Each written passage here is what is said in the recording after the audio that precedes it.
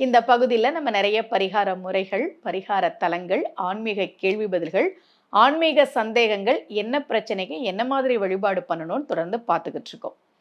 இன்னைக்கு ராகு, கேது தோஷம் நீங்குவதற்காக நாம் சென்று வழிபாடு செய்ய வேண்டிய ஒரு கோவிலை பத்தி தான் உங்களுக்கு சொல்லப் போறேன்.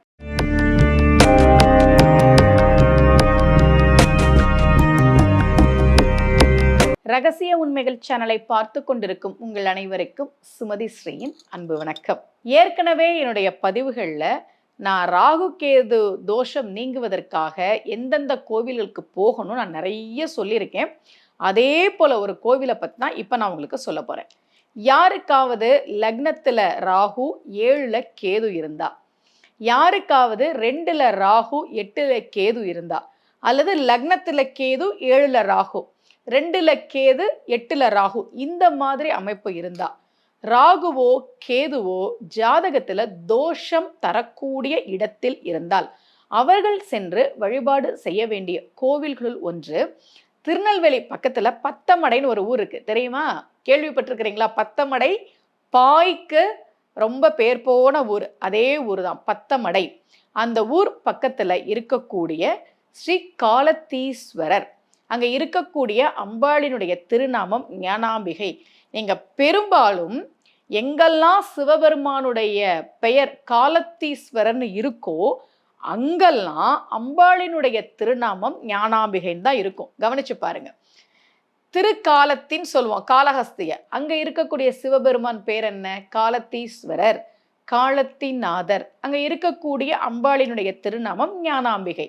அதே மாதிரிதான் திண்டுக்கல்லையும் ஒரு கோவில் இருக்கு, தேனிலையும் ஒரு கோவில் இருக்கு. எங்கெல்லாம் ராகு கேது தோஷம் நீக்கும் தலம் அப்படின்னு இருக்கோ அங்கெல்லாம் சிவபெருமானுக்கு பெரும்பாலும் பேரு காலத்திநாதர். ஏன் காலம்னா ராகு, கேது ஞானக்காரகன். அம்பாள் கேதுவை இந்த கோவிலில் இடுப்பில் ஒட்டியானமாக அணிந்திருக்கிறாள். இங்கே சிவபெருமான் ராகுவை நெற்றியில் அணிந்திருக்கிறார். அதனால ராகுவை கொண்ட சிவபெருமான் காலத்தீஸ்வரராகவும், கேதுவை கொண்ட அம்பாள் ஞானாம்பிகை என்ற திருநாமத்தோடும் அருள்பாலிக்கக்கூடிய கோவில் இந்த கோவில். இந்த கோவிலுக்கு துர்வாசர் கஷேத்திரம்னே பேரு. ஏன்? துர்வாசர் தான் இந்த கோவிலை நிர்மாணம் செய்தார்.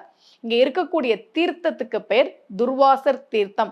தமிழ்நாட்டில் துர்வாசர் ஏற்படுத்திய கோவில்கள்னு சில கோவில்கள் உண்டு. அதுல ரொம்ப முக்கியமான கோவில் இந்த கோவில். யாருக்காவது ஜாதகத்துல நான் சொன்ன அமைப்புல ராகு கேது இருந்தா அந்த தோஷம் நீங்குவதற்கு ஒரு முறை இந்த கோவிலுக்கு சென்று வழிபாடு செய்யுங்கள்.